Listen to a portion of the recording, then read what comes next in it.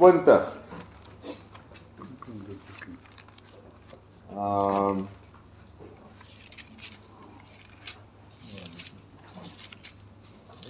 En dan gaan ons vandag waarskynlik 2 briewe hanteer, die derde laaste en tweede laaste briewe. Die Here is my lig en my redder, van Dawid. Die Here is my lig en my redder, vir wie sou ek bang wees? Die Here is my toevlug, vir wie sou ek vrees? As misdadigers op my afstorm om my dood te maak, my teestanders en my vyande, dan is dit juis hulle wat struikel en val. Al sou 'n leer teen my stelling inneem, sal ek nie bang word nie. Selfs al sou die aanval op my begin, sal ek nog steeds vertroue hê. Nou die volgende belangrike gedeelte. Net een ding het ek van die Here gevra en dit sal ek najaag, dat ek my lewe lank in sy huis mag woon, om sy goedheid te belewe en daaroor na te dink in sy tempel. Op die dag van gevaar sal die Here my wegsteek in sy huis, my veilig laat skuil in sy woonplek, my hoog op 'n rots laat staan. Ek sal in sy woonplek onder trompetgeklank my offers bring. Ek sal 'n lied sing. Ek sal sing tot die eer van die Here terwyl ek neerkyk op die vyande rondom my. Kom ons bid saam. Ons Vader wat in die hemel is, baie dankie vir u genade dat ons weer hier byeen mag wees, dat ons by mekaar mag wees om hierdie belangrike taak van Bybelstudie te mag aanpak. Gee dat ons sal groei in kennis en liefde vir u en van u, en dat ons al hoe meer op u sal vertrou, en dat ons sal weet dat u die waaragtige is, dat ons Here Jesus Christus waarlik ook nou regeer, en dat ons ook wonderlike beloftes sal ontvang, die uitvloei en uitloop van wonderlike beloftes sal ontvang, wanneer ons ook sal volhard. Gee ons krag, Here Gees, om te volhard, om te doen wat ons moet doen, tot eer van u naam. Ons bid en pleit hierdie dinge nie omdat ons dit verdien nie, maar in Christus naam alleen. Amen. Goed, so ek het hierdie gedeelte gelees omdat dit baie relevant is tot die een brief wat ons vandag gaan behandel. Nou ek het nou nie my normale groot letter Bybel hierso nie, hierdie een het ek nou sommer daai die klaskamer uitgevat vanoggend. So ons is by Sardes en Philadelphia, Openbaring 3. Goed, nou vir interessantheid, Sardes, ek net gou vir my foon sê, ek weet dat hy vol is. Sardes was op 'n baie veilige stad, belangrike stad, was gebou op 'n groot rotsberg tipe van ding, en daar was net een, so het hulle gedink, net een plek waar mens kan ingaan by die stad, en dit was maklik bewaakbaar gewees. So dit was 'n impregnable, oninneembare, sterk, veilige stad. En saam met dit was die mense wat in die stad gewoon het, dan ook baie arrogant gewees, want veiligheid bring meestal arrogansie, en hulle was baie windgat gewees oor die feit dat hulle nou hier woon en hulle is veilig en niemand kan hulle inneem nie, en toe is hulle wel 2 keer ingeneem.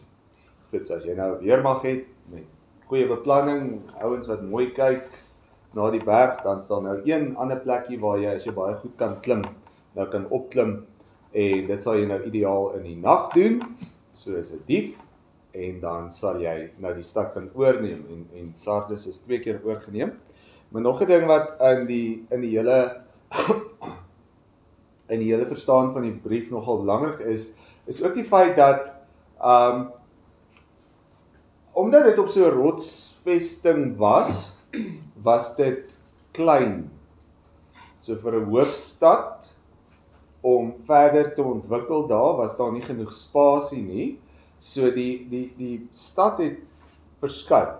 Dit was half 'n natuurlike proses na 'n ander area toe. So die eens sterk, stabiele, belangrike, veilige Sardes het 'n stelselmatige agteruitgang beleef, want soos wat die stad se plek waar dit gevestig was, geskuif het na 'n plek wat meer ontwikkeling toegelaat het. So, dis lekker as mense luister julle. Dit is fantasties. So het dan die oorspronklike plek van die stad het niemand op die opname gaan verstaan wat ek nou net gesê het. Anyway, dis nie belangrik nie. So die oorspronklike plek waar die stad oorspronklik was, het stelselmatig agteruit gegaan. Dit is interessant, mens sien dit deesdae nogal in Italië. Julle kan 'n bietjie gaan kyk na Italië. So Italië is op pad na vinnige uitsterwing toe, die nasie, maar dan ook op die platteland dorpies en goed staan leeg. Die hoofsaak, die platteland staan hoofsaaklik leeg. So daar waar daar eers sterk dorpe was en selfs stede was, is dit nou heeltemal leeg. Daar's niks meer nie. So dit is vir ons ook nie meer so vreemde konsep of idee nie, of dit is nie vir ons so vreemde konsep of idee nie. So, met dit in gedagte dan lees ons die volgende. Skrywe aan die leraar van die gemeente in Sardes, so sê hy wat die 7 geeste van God en die 7 sterre het, ek weet alles wat julle doen. Ek weet dat julle die naam het, dat julle lewe, en tog is julle dood. Word wakker en versterk wat nog by julle oorgebly het, wat op die punt staan om dood te loop. Wat julle doen, vind ek nie goed genoeg voor die oë van my God nie. Dink daaraan hoe julle die evangelie ontvang en daarna geluister het. Hou daarmee vol en bekeer julle. As julle nie wakker word nie, sal ek onverwags kom soos 'n dief, en julle sal nie weet wanneer ek op julle sal afkom nie. Maar julle het daar 'n paar mense daar in Sardes, wat nie hulle klere besoedel het nie, en hulle sal altyd in wit klere by my wees, omdat hulle dit waardig is. Elkeen wat die oorwinning behaal, sal sulke wit klere dra. Ek sal nooit sy naam uit die boek van die lewe uithaal nie, en ek sal voor my Vader en voor sy engele verklaar, dat hy aan my behoort. Elkeen wat kan hoor, moet luister na wat die Gees vir die gemeentes sê. So nou sien 'n mens, hierso wanneer Christus nou met die gemeente praat, eers skrywe aan die leraar van die gemeente, en dan so sê hy wat die 7 geeste van God en die 7 sterre het. Goed, die 7 geeste natuurlik, weet ons, praat van die Heilige Gees. Goed, soos ons later ook gaan sien, ons het in die aanhef van die brief, in hoofstuk 1 het ons ook gesien, en ons het gepraat daaroor, en ons het gaan tel in die Ou Testament, nou die 7 eienskappe van die Heilige Gees, soos wat dit daar weergegee word, en nou staan hier so die 7 geeste van God en die 7 sterre het. So Christus hier bevestig wie hy is. Hy is die een wat die Gees van God het. Hy is die een wat kan lewe gee. So wanneer hy met hierdie gemeente praat oor die feit dat hulle lewendig lyk, maar dood is, dan is hy die oplossing. Hy is die een wat die lewe kan terugbring. Hy is die enigste oplossing wat hierdie gemeente het. Goed, so dis baie belangrik in die aanhef, en dan en die 7 sterre het. Goed, wat die weer eens daai prent wat ons oorspronklik gehad het van hoe sterk Christus is en hoe magtig hy is, en dat hy die leraars van die gemeente by hom het, naby hom het. Hy is die een wat bepaal wie kan die evangelie verkondig, wie kan die woordverkondigers wees. Goed, so nou moet die leraar moet dan nou gaan verduidelik aan die gemeente dit wat hy hoor by Christus, skryf aan die leraar, en dan staan daar, ek weet alles wat julle doen. Dis baie belangrik, in typies die omgewing waar die gemeente is en alles, as jy op 'n berg is, en jy is baie goed versterk, en jy is militêr sterk, en jy is baie veilig, natuurlik is dit baie moeilik vir mense om te weet wat daar binne aangaan. Nee?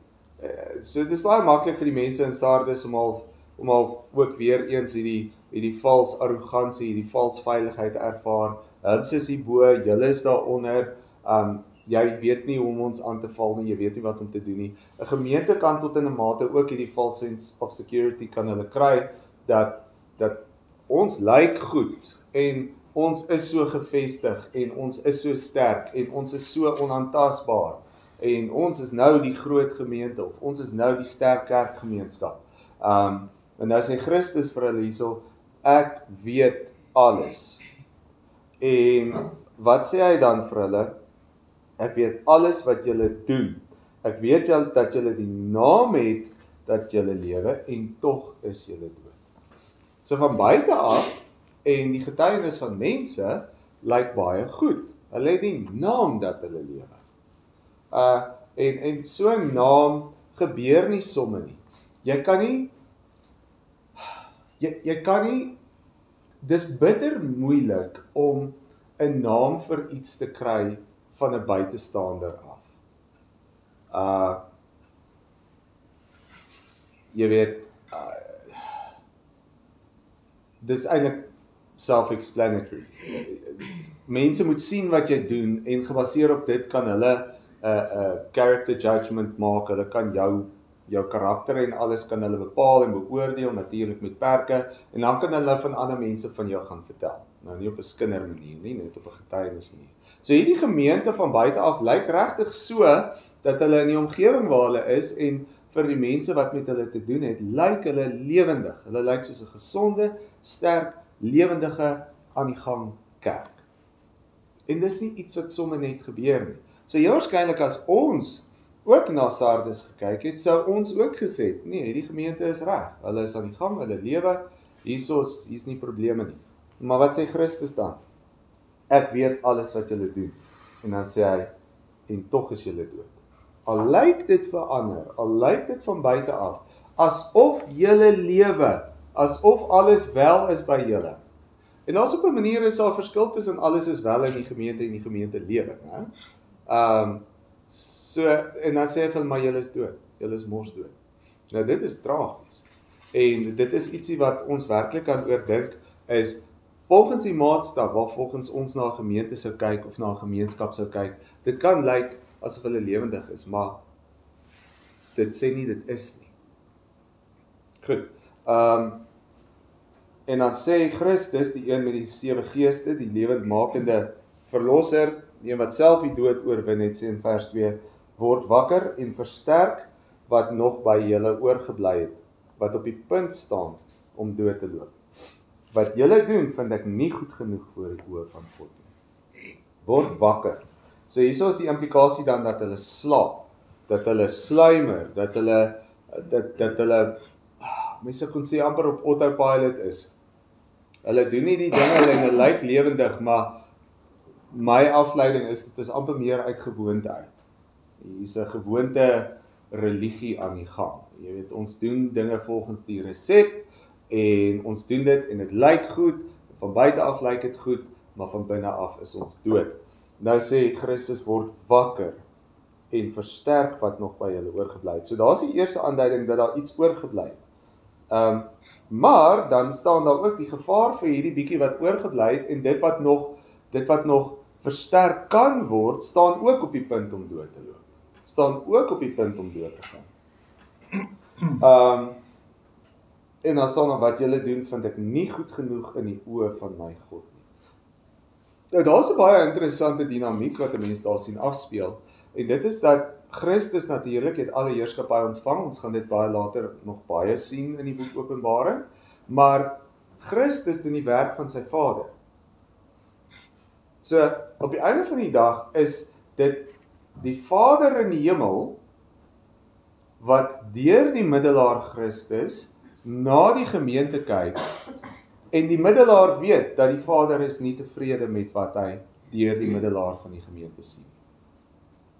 Kijk, dis baie belangrik.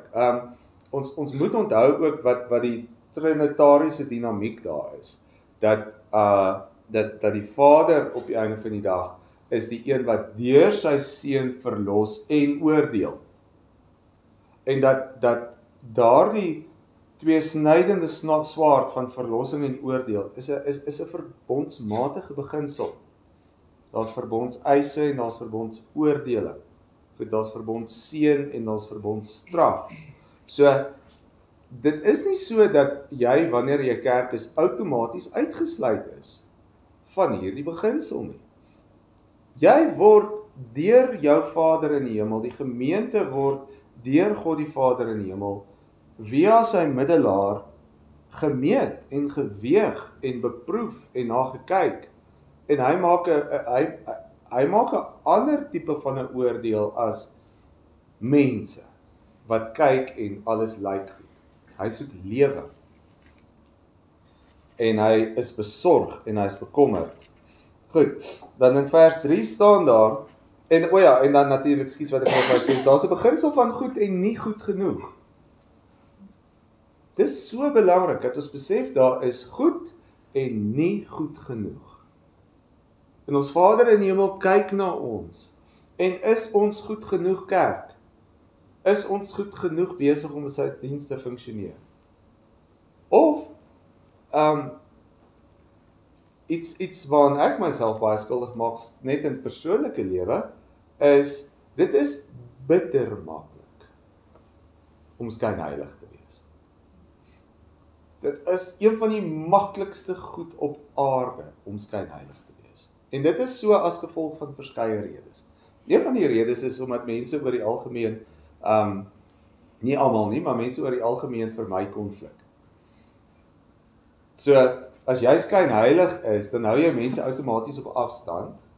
Dit is baie makliker om te kyk na dit wat goed is en te sê, ja, maar hy is 'n goeie ou. Jy weet, daar's moeilikheid eintlik, maar jy wil nie daarby uitkom nie, want dit gaan jou lewe omverwerp en dit sit jou in konflik en alles. Ons skram weg van dit af. So, maar ek gaan nou nie oor skynheiligheid praat nie, maar ek self weet, dit is verskriklik maklik om mense te oortuig dat jy goed is. En mense te oortuig dat jy 'n mooi gelowige is, as daar nou so iets is. En mense te oortuig dat jy nou regtig, jy weet, jy is nou die shining light, en jy is nou die voorbeeld wat almal moet volg. Maar my Vader in die hemel kyk anders na my. Hy kyk deur al daai, en hy gee nie die minste om nie. Want hy soek my hart, hy soek lewe, hy soek 'n hart wat volkome 'n offer vir hom is. En dieselfde kan met 'n gemeente gebeur. Great, jy het goeie visitasieverslag gekry. Good for you. Okay, dis nodig en dit het sy plek, maar dit is nie die finale en die belangrikste eksamen wat 'n gemeente moet slaag nie, as mens dit nou 'n eksamen kan noem. Die belangrikste toets is jou Vader in die hemel tevrede met jou? Sê hy, jy doen goed genoeg? En dan weer eens moet ons ou Calviniste nou baie versigtig wees met die, jy weet, wantoepassing van iets soos die uitverkiesingsleer. Listen, dis heeltemal moontlik om as gemeente te funksioneer en kry te lyk, maar jy is op die punt om dood te gaan. Dit is moontlik om dit te fake. Want hier is 'n gemeente wat funksioneer. Het is nie asof almal wat nou doodgegaan het uit die gemeente uitgaan nie, hier funksioneer 'n gemeente. Hulle kom by mekaar, hulle hou waarskynlik gemeente-etes, hulle doen nagmaal, hulle doop kinders, hulle doen al die dinge, maar hulle is op die punt om dood te gaan. Maar daar's 'n gemeente, genoeg van 'n gemeente vir mense om te sê, julle lyk sharp. Visitasierapport, great, alles reg. Goed, so, is maar net 'n paar dinge om aan te dink. Dink daaraan hoe julle die evangelie ontvang en daarna geluister het. Hou daarmee vol en bekeer julle. Goed, so nou sien 'n mens tipies dat ons eintlik verseker te doen het met 'n scenario waar hier 'n oorspronklike verkondiging van die evangelie, dis aangegryp, dit is met passie ontvang, dit het 'n oorspronklike baie sterk impak en invloed gehad, en toe is daar verval in iets soos formalisme, iets soos gewoonte godsdiens. Goed, en nou sê Christus, gaan terug na julle oorspronklike ervaring van die evangelie. Hou daarmee vol en bekeer julle. As julle nie wakker word nie, daar's daai slaapbeginsel, sal ek onverwags kom soos 'n dief, en julle sal nie weet wanneer ek op julle sal afkom nie. So dit sou hulle nou baie mooi verstaan het in hulle geografiese, jy weet, militêre opset. Hulle sou geweet het, Jesus gebruik iets wat baie relevant is en baie verstaanbaar is vir die gemeente, en hy sê, soos wat julle weet, Sardes, jy kan dink jy is onaantastbaar, jy kan dink jy is veilig, jy kan dink niemand kan jou bykom nie, ek kan. En julle het as voorbeeld die feit dat hierdie stad al ingeval is, ten spyte van alle verwagtinge dat dit onmoontlik is. En soos 'n dief in die nag, en dit is nogal skrikwekkend, want hier is hierdie twee idees, hierdie twee konsepte, hulle slaap, hulle is nie wakker nie, en Christus kom soos 'n dief in die nag. Dit kan enige oomblik gebeur, dat hy kom om hierdie gemeente te oordeel. Enige oomblik. Jy kan nie wag vir, nou, in ons terme, ek gebruik dit as voorbeeld. Jy kan nie wag vir die sinode oor 3 jaar nie. Hy kan voor dit kom. Dit is sommer net 'n slegster illustrasie. Ek kritiseer nie sinodes nie, glad nie. Daar's ander goed in plek intussen om dinge te hanteer. Ek sê maar net, jy kan nie hierdie nou op 'n agenda plaas, ons moet wakker word, maar ons moet eers praat oor hoe nie. Hy sê, gaan terug na toe julle die evangelie ontvang het. Gaan terug na julle oorspronklike opgewondenheid, julle oorspronklike lewe, julle oorspronklike blydskap, et cetera. Anders kom hy onverwags. Maar julle het dan 'n paar mense daar in Sardes, wat nie hulle klere besoedel het nie, en hulle sal altyd in wit klere by my wees, omdat hulle dit waardig is. Goed, so is 'n baie mooi vertroosting. So in hierdie baie gevaarlike omstandigheid, waar 'n gemeente op die punt staan om dood te gaan, waar die gemeente op 'n punt staan dat hulle verlosser, hulle koning, hulle onverwags gaan aanval, né? Dis as jou eie koning jou aanval, dan weet jy is eintlik regtig baie sleg, né? Goed, nou dat hulle eie koning hulle gaan aanval, maar nou sê hy, daar is 'n paar onder julle wat hulle klere nie besoedel het nie, wat hulle self nie vuil gemaak het nie. Goed, en hulle is dit waardig om altyd in wit klere by Christus te wees. En daar's 'n bemoediging en 'n vertroosting, dat selfs al val dinge om jou in flarde, in die kerkomgewing waar jy is, in die situasie waarin jy is, bly getrou. Dit is weer eens nie die kerk wat jou in die hemel kry nie. Dit is nie wat jou saligheid bepaal nie. Dit is nie die kerk nie. Goed, dit is jou verlosser en jou gehoorsaamheid aan jou verlosser tot eer van jou Vader in die hemel. Goed, nou kan ek nie hulle naam onthou nie. Anyway, daar is 'n groepering en die kerk, historiese groepering, en dinge het in die kerk, nou kan ek nie die naam onthou nie. Die dinge in die kerk het regtig sleg gegaan. So wat hierdie pietiste, dink is die pietiste. So wat die pietiste, Jakob ietsie, ek kan nou nie onthou nie. In elk geval, wat die pietiste gesien het, is, hier's baie kerk, en hier's baie kerkwese. Ek probeer nou die naam, Jakob iets Spino, ek weet nie wat nie. Maar ek sal kyk. Maar in elk geval, so hulle het gesien, dinge gaan nie goed in die kerk nie. Daar's baie mense in die kerk, en die kerk is die samelewing vol, en daar's baie kerk, en baie doenig met kerk, en baie besig met kerk en alles. Maar as jy gaan kyk na die lidmate se lewens, dan weerspieël dit nie. Maar hulle het ook gesê, ons gaan nie die kerk verlaat nie.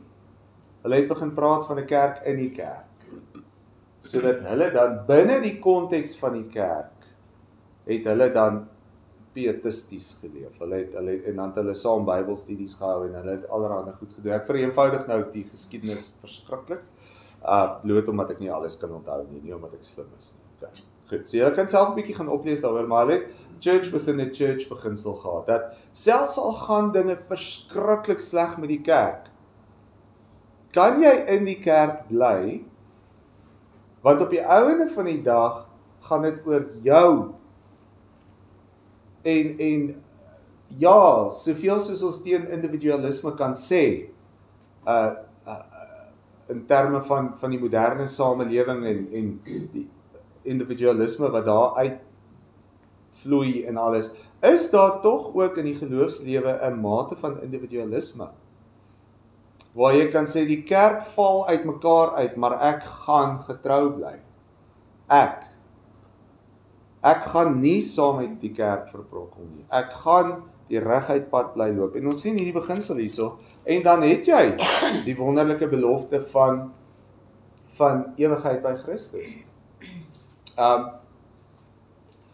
Dit voel vir my partykeer, as dit vir my voel, dinge gaan rof in die kerk, dan voel dit vir my, jy weet, alles en almal is nou in gedrang. maar dit is nie so nie. Okay, jy moet eerstens sorg dat jou verhouding met God reg is, dat jou gehoorsaamheid teenoor God reg is, dat jou saak reg is. Wees besorgd oor jouself. Dis nie verkeerd nie, ons lees dit in die gebod, jy moet jou naaste lief hê soos jouself. Selfliefde is nodig. Besorgdheid oor jouself is nodig.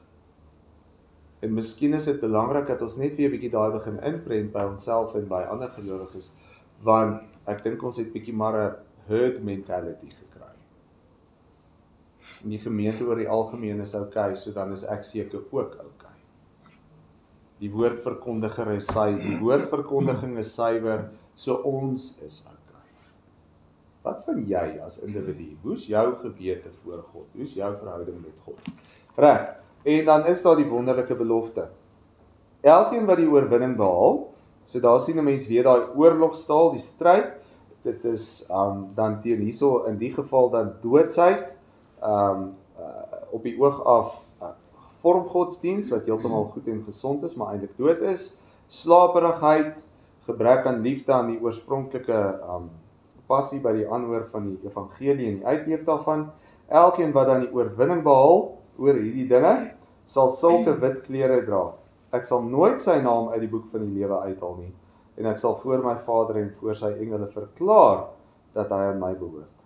Elkeen wat kan hoor, moet luister na wat die Gees vir die gemeente sê. So, nou sien die mense hierso, weet weer eens, tweeledige kant van Christus. Aan die een kant, soos ek vroeër gesê het, oordeel die Vader deur Christus. As hy weerkom, dan gaan hy oordeel. Ons gaan later lees ook, en mens lees dit in die Ou Testament, wie is die een wat bloed het tot bo sy middel, en sy vyande trap soos in 'n paarskuip en hulle bloed spat teen hom op. Dis Christus. Dit is die probleem met die hele liewe Jesus beginsel, né? Hy is nie net lief nie. Hy is oordeel ook. So as die mense aan die een kant waarsku hy hulle wat dood is en waarsku hy die gemeente as geheel, waarsku hy en hy sê, oppas, ek kom soos 'n dief in die nag, ek kom om julle te vernietig. Ek kom om julle aan te val. As julle nie oorwin oor dit wat julle as gemeente bestry nie. Maar dan aan die ander kant, sien 'n mens hierso uit die wonderlike beeld, dat as jy volhard kry wit klere, jy sal vir ewigheid veilig wees en Jesus Christus self sal jou verklaar as sy eiendom. Jou as individu, hy sal jou verklaar in die teenwoordigheid van God die Vader. So, in plaas daarvan dat God die Vader sê, jy doen nie goed genoeg nie, gaan God die Vader hoor wat hy al reeds weet, en dit is dat jy in Christus goed genoeg was. So, iets waar 'n mens bietjie kan dink, en ek het nou nog nie heeltemal my gedagtes oor dit gevorm nie, maar iets waar 'n mens definitief kan dink, is, jy weet, hierdie spel half tussen jou as individu en die gemeente. Want jy as individu is ook verantwoordelik vir die gemeente. Jy is deel van die liggaam. Jy is 'n linkeroor of 'n, jy weet, neus of 'n groot toon. Jy is iets in die liggaam. Jy het 'n verantwoordelikheid. Jy kan nie net sê, o, julle is nou sleg, ek gaan nou in my hoekie sit en Bybel lees en ek is okay nie. Daar's hierdie interafhanklike verhouding. Tussen jy as individu en dan die gemeente as kollektief. En is baie belangrik. Nou, ek verkoop nou nie individualisme nie, maar ek sê ook, ons moet oppas dat ons nie in 'n teenreaksie, soos wat ons baie keer doen, in 'n teenreaksie sê geen individualisme nie. Want 'n gemeente kan slegs gesond wees as die individu gesond wees. En die individu kan tegnies slegs gesond wees as die gemeente gesond is. Dis interafhanklik. Okay, daar's nou vir julle ietsie om oor te dink vir 2 weke. Baie mooi brief, baie skrikwekkende brief. groot waarskuwing en dit is 'n harde vermaaning wat ons hierso in hierdie brief vind. Goed, dan Philadelphia. Skrywe aan die leraar van die gemeente in Philadelphia, so sê die Heilige, die ware God, hy wat die sleutel van Dawid het, wat die deur oopsluit en niemand sal dit weer toesluit nie, en dit toesluit en niemand sluit dit weer oop nie. Ek weet alles wat julle doen. Kyk, ek het 'n deur voor julle oopgesluit en niemand kan dit weer toesluit nie. En ek weet dat julle min krag het en tog het julle aan my boodskap vasgehou en my nie verloon nie. Kyk, ek beskik dat van die lede van die sinagoge van die Satan, die mense wat daarop aanspraak maak dat hulle Jode is en dit nie is nie, maar lieg, kyk, ek sal maak dat hulle kom en voor julle kniel en erken dat ek julle liefhet. Omdat julle aan die boodskap van my volharding in lyding vasgehou het, sal ek julle ook vashou in die tyd van beproewing wat oor die hele wêreld gaan kom, om die bewoners van die aarde op die proef te stel. Ek kom gou, hou vas wat julle het, sodat niemand julle kroon wegvat nie. Elkeen wat die oorwinning behaal, sal ek 'n pilaar in die tempel van my God maak, en hy sal vir altyd daar bly. Daai is die gedeelte hoekom ek die Psalm gelees het. Ek sal op hom die naam van my God skrywe, en die naam van die stad van my God, die nuwe Jerusalem, wat van my God af uit die hemel uit afkom. En ek sal ook my eie nuwe naam op hom skrywe. Elkeen wat kan hoor, moet luister na wat die Gees vir die gemeente sê. Kontekstueel dan, Philadelphia was in 'n tipe van 'n vallei, so dit is nou die teenoorgestelde van Sardes, so in 'n tipe van 'n vallei, daar was 'n baie belangrike handelsweg wat daar geloop het, so dit was 'n handelsstad en met 'n belangrike ligging. So teenoor die geslotenheid van Sardes het ons hierso dan Philadelphia wat eintlik oop is. Goed. Nou sien die mense ook weer eens kan mense sou gaan kyk na Sardes en sê wat is die gevare van afgeslotenheid? Om jouself af te sluit van jou omgewing. En dan kan 'n mens sien met Philadelphia wat is die gevare en wat is die voordele daarvan om half net pens en potjies in die middel van alles te wees. So daar's heeltyd mense wat deurkom op baie pad. Daar's heeltyd mense. So daar's nou baie, jy weet, hotelle en Airbnb's en al daai goeders en mense slaap daar, mense eet daar en daar's restaurante en dis 'n mengelmoes en al daai tipe van goeders en natuurlik meegaande met dit baie van die slegte dinge wat dan ook met so 'n omgewing saamgaan. En dan sien mense hierso wat is die impak op die gemeente. So, skrywe aan die leraar van die gemeente in Philadelphia. So sê die Heilige, die ware God, hy wat die sleutel van Dawid het, wat die deur oopsluit en niemand sal dit weer toesluit nie, en dit toesluit en niemand sluit dit weer oop nie. Nou daar is belangrik, veral as mens die latere gedeelte van die brief in ag neem, is belangrik in die sin dat daar word later gepraat van hierdie mense wat sê dat hulle Jode is, maar nie Jode is nie. Nou, daar is een van die moeilikste tipe van argumente wat 'n mens kan dink om teen in te gaan. Want nou as jy het tot geloof gekom in hierdie geloof, hierdie nuwe evangelie, hierdie nuwe beginsel, wat gebaseer is op die Ou Testament. En nou kom daar ouens wat sê, ons is die Ou Testament, so ons is die gesag, en nou moet julle nuwe ouetjies vir ons luister. So julle kan nie dink hoe moeilik dit moes wees om daai tipe van redenasie in te gaan, en dan sal hulle ook tipies aanspraak gemaak het op, ons is die mense wat Abraham verteenwoordig, ons is die mense wat Dawid verteenwoordig. Jy weet die groot name uit die Ou Testament. Sal hulle sê, goed, julle sê nou hierdie Messias is die seun van Dawid en alles, maar ons verteenwoordig Dawid homself. Hy is ons voorvader. Ons verstaan Dawid, ons ken Dawid. Goed, so dit is baie treffend dat daar hierso gesê word, hy wat die sleutel van Dawid het. Christus is die gesag. Dawid is ondergeskik aan Christus. Dawid is die een wat belofte ontvang het. Christus is die belofte. So kan 'n mens aan en aanhou. Maar dan staan hier so ook wat die sleutel van Dawid het. Wat is die sleutel van Dawid?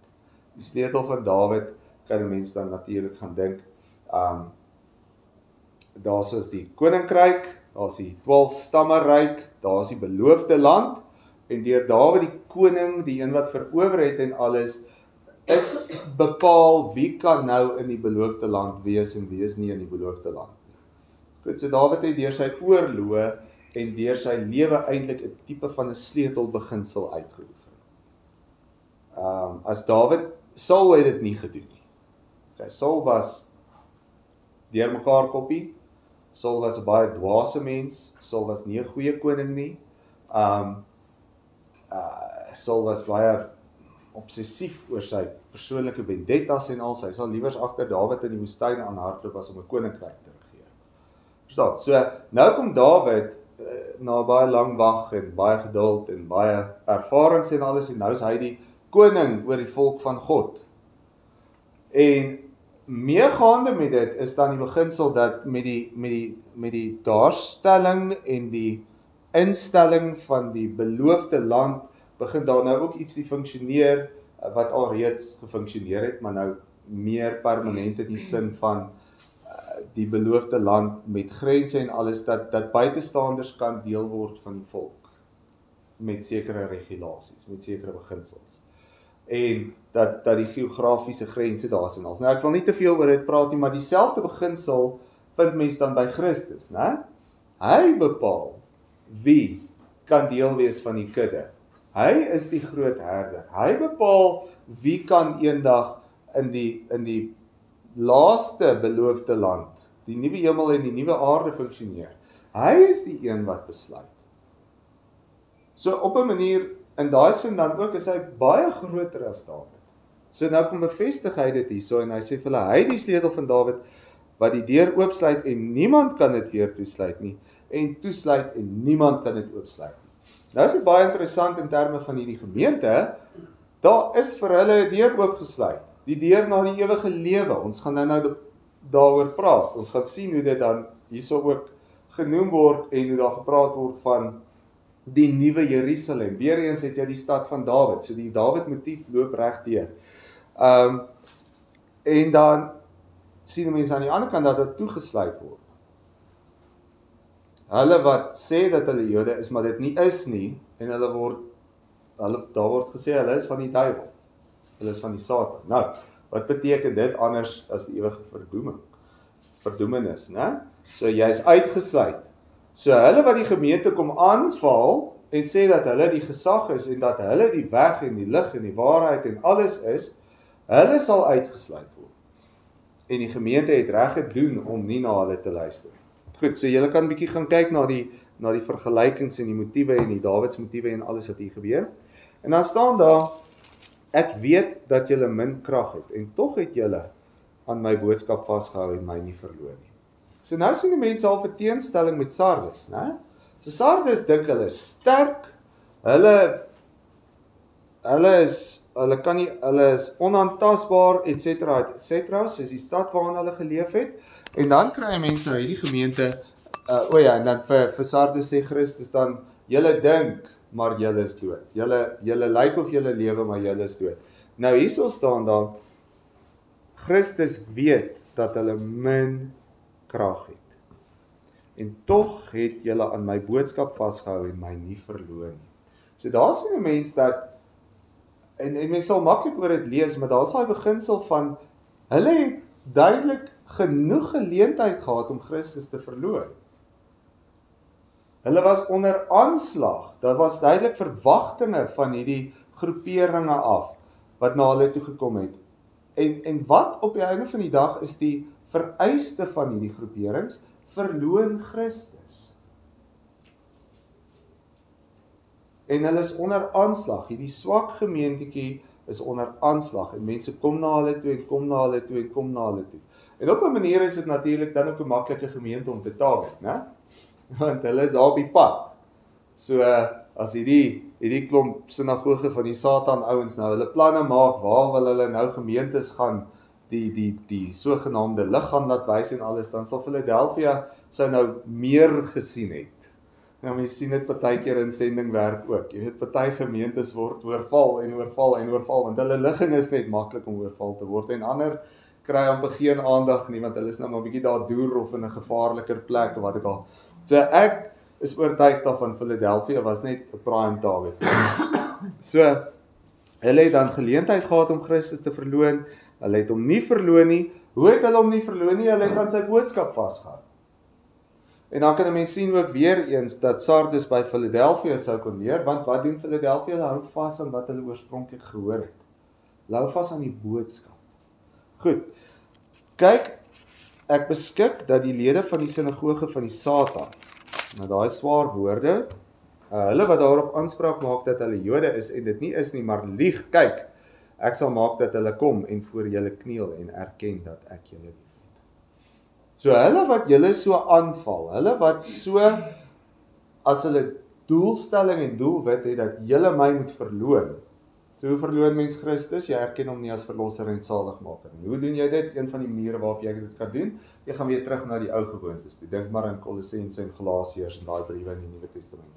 Jy gaan weer terug. Dink maar aan vandag hedendaagse messiaanse Jode. Jy weet daai tipe van ding van ons moet die Ou Testament weer inbring, die Ou Testamentiese gewoontes.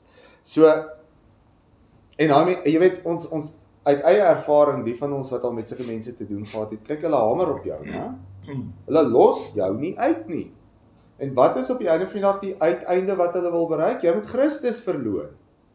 Want jy moet sê, nee, hy het nie die Ou Testamentiese dinge, al die gewoontes en goeders ongedaan gemaak nie. Ons moet weer teruggaan na dit.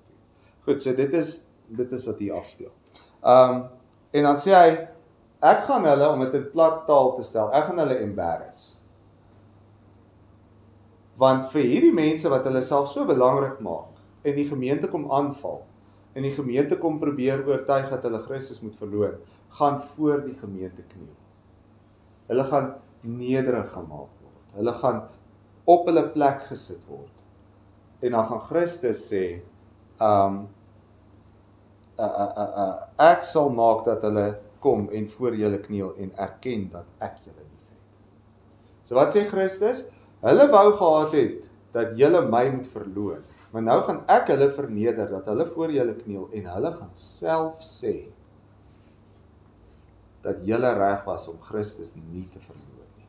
Kyk, dis nogal 'n baie mooi prentjie.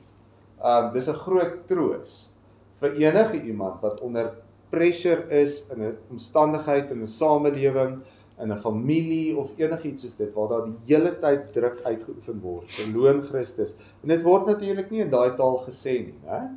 Maar dit sal baie subtiel gedoen word. En as jy vas staan, is die uiteinde daarvan dat Christus sal hulle laat kniel en hy sal hulle laat erken dat jy reg was om nie Christus te verloon nie. Goed, erken dat ek julle lief het. En natuurlik in daai liefhet is dan ook die beginsel dat dit Christus is wat hulle dan bewaar.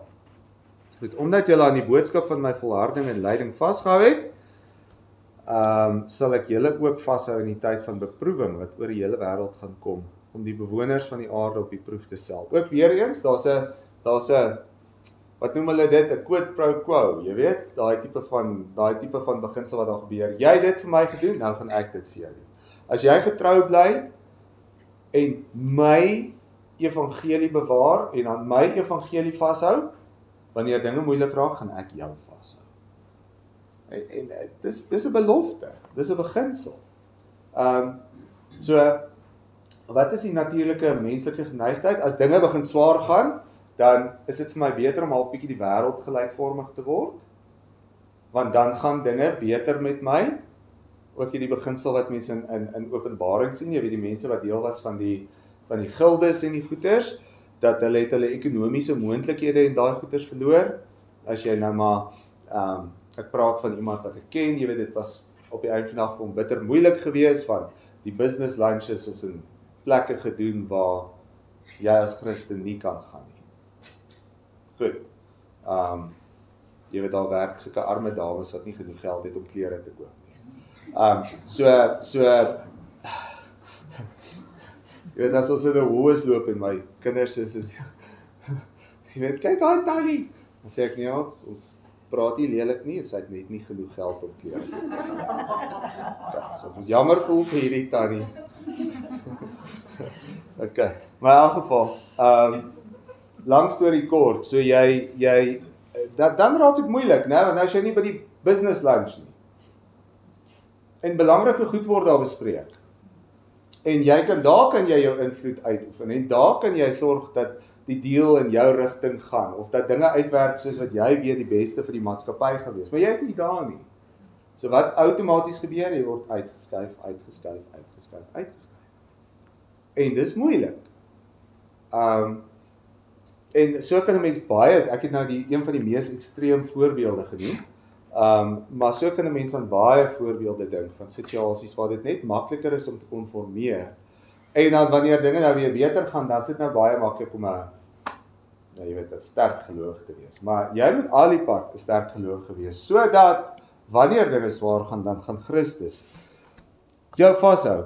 Goed, en hy sê, daar gaan swaar kry oor die wêreld kom, om die bewoners van die aarde op die proef te stel. Ons gaan nog baie leer van dit en baie lees van dit in Openbaring. Ek kom gou, weer eens daai waarskuwing, ek kom gou. Vorige gemeente, soos 'n dief in die nag, hier word gesê, ek kom gou. Hou vas wat julle het, sodat niemand julle kroon wegvat nie. Hou aan om te doen wat julle doen, hou vas, moenie deur die kroon weggevat word nie. So die beginsel daarso is, hulle het reeds oorwin. So, wanneer kry jy die kroon? So in die ou tyd was dit die Stefanos, die kroon van oorwinning. 'n Koning kry dit as hy wen, 'n atleet het dit gekry as hy wen. Hierso word klaar van, julle het klaar gewen. Julle is klaar daar. Maar moenie dat iemand nou kom en dit wegvat nie. Hou vas, bly, hou aan doen wat julle doen. So, op 'n manier sou mense kon sê, as Philadelphia net bietjie van hierdie vir Sardes kon gee, was Sardes okay gewees. Né? Dis wat Sardes gekort het. Hou vas, bly by die beginsels, hou net vas. Goed, dan, elkeen wat die oorwinning behaal, sal ek 'n pilaar in die tempel van my God maak. So daai pilaar, né, pilaar is sentraal belangrik vir 'n gebou om te staan. So hierdie gebou is nou interessant, is redelik pilaar afhanklik. So as ons nou hierdie pilaar en daai pilaar uitstaan, dan maak hy so. Goed, so in die tempel, ek dink so, ek vermoed dit sal die geval wees. So ek het nou probeer kyk so tussendeur, maar in elk geval, hy gaan jou waarskynlik so maak. Goed, nou, lang storie kort is dat om 'n pilaar in die tempel van God te wees, wow, wat 'n eer, wat 'n voorreg, dat jy die een van die dinge kan wees waarop hierdie tempel staan. Jy is nie net in die tempel nie, die tempel is afhanklik van jou om te bly staan. Okay, give me some of that please, ek soek dit. En dis wat Dawid ook gesê, dit is Dawid se wens wat ek in die Psalm gelees het, né? Maar nou nie net om daar te wees nie, hierdie ouens word pilare. En hy sal vir altyd daar bly. Daai pilaar kan nie geskei word nie, daai pilaar gaan daar bly. Ek sal op hom die naam van my God skrywe en die naam van die stad van my God, die nuwe Jerusalem wat van my God af uit die hemel uit afkom, en ek sal ook my eie naam op hom skrywe. Elkeen wat kan hoor moet luister na wat die Gees vir die gemeente sê. Goed. 3-dubbele eer. Okay? Jy kry die naam van God op jou geskrywe. Jy kry die naam van die stad van God. Ons gaan heel aan die einde van Openbaring lees van die nuwe Jerusalem wat van God af uit die hemel afkom. Daai naam word ook op jou geskrywe en Christus se naam word op jou geskrywe. So nie net as jy vashou, het jy reeds die kroon oorwin en is jy oorwinnaar nie. Nie net as jy vashou, gaan Christus jou beskerm as daar beproewinge en swaar kry kom nie, maar in die ewigheid gaan jy 'n pilaar in die tempel wees, jy gaan die naam van God, die naam van die stad van God, die tempel en die naam van Christus gaan jy dra. Nou dit is baie groot eer en ek dink dit is definitief iets wat ons maar in gedagte kan hou wanneer ons van dag tot dag deur die lewe gaan. 2 wonderlike briewe, een baie skrikwekkend, die ander een baie bemoedigend. En dan DV oor 2 weke doen ons die laaste brief en begin ons kyk na die gaan ons so kyk in die troonkamer van God in die hemel in. Dit is nou 'n groot voorreg om dit te kan doen. Almal gelukkig en tevrede? Daar's hy. Goed, kan ek vir ons afsluit? Ons Vader wat in die hemel is, baie dankie dat U vir ons so goed is. Dankie dat ons hierdie woorde mag hoor, dat U ook in die woorde aan hierdie gemeentes met ons praat, dat ons uit elkeen van hierdie briewe, soos wat dit vir ons en vir ons gemeentes relevant is, rykdom mag bid, en dat ons mag weet dat U regverdig is, maar bo alles dat U getrou is. Ons pleit by U, Here, dat ons ontvangers mag wees van al hierdie wonderlike beloftes wat ons mag lees in die briewe, dat ons ook sal besef hoe wonderlik begenadig U kinders is, U uitverkore kinders is, dat as 'n mens al die beloftes aan die einde van elke brief bymekaar sou sit, en al 7 briewe se beloftes bymekaar sou sit, dat ons verstom sal staan oor hoe U hart ook werklik begeer om vir ons die goeie te gee. Gee dat ons sal end uit aan U getrou bly, dat ons sal sterk staan. Ons bid vir U kerk oor die hele wêreld, ons pleit by U vir U kerk, dat U sal gee dat dit goed sal gaan met U kerk. Dat U kerk in alle omstandighede aan U getrou sal wees en U naam sal verheerlik. Wees met ons verder hierdie dag, gee dat ons U wil sal doen en U naam sal groot maak. Ons bid en pleit hierdie dinge nie omdat ons dit verdien nie, maar in Christus naam alleen. Amen.